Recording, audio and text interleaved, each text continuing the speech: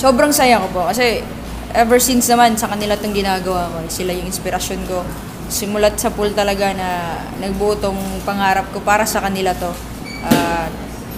Wala akong ginawang sakripisyo na hindi para sa kanila. So, tsaka para sa bayan, para din ngayon, para sa pangarap ko na din. Ang sarap sa feeling na makikita mo yung suporta ng pamilya mo. Iba ang suporta ng pamilya.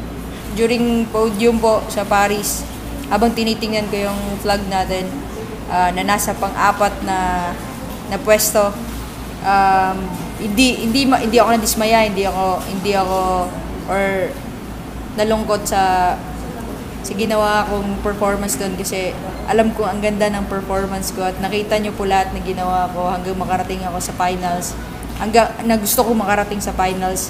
And during na pagtingin ko sa flag ng Taipei, flag natin yung nakikita ko. So sabi ko, ito na ba yung sign, Lord, na hindi ayaw nyo pa akong patigilin maglaro. So kaya nag-decide ako na sige,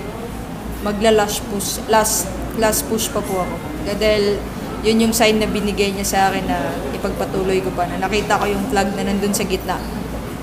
Taipei yung nandun pero flag ng Pilipinas yung nakikita ko. So, chill lang po ako sa ganung balita kasi alam kong may binubuo pong bagong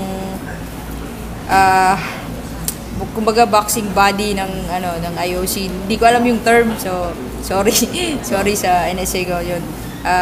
May nabuo na po, madami na pong countries na pumunta doon sa World Boxing na yon. So alam kong hindi pababayaan or hindi matatanggal yung boxing, kaya buo loob ko na may boxing pa po sa Paris. So shout out sa mga nagsasabi dyan na wala na. Yung sinasabihan akong sorry, di ka na makaka-gold kasi wala nang boxing sa LA, pero mayroon pa po.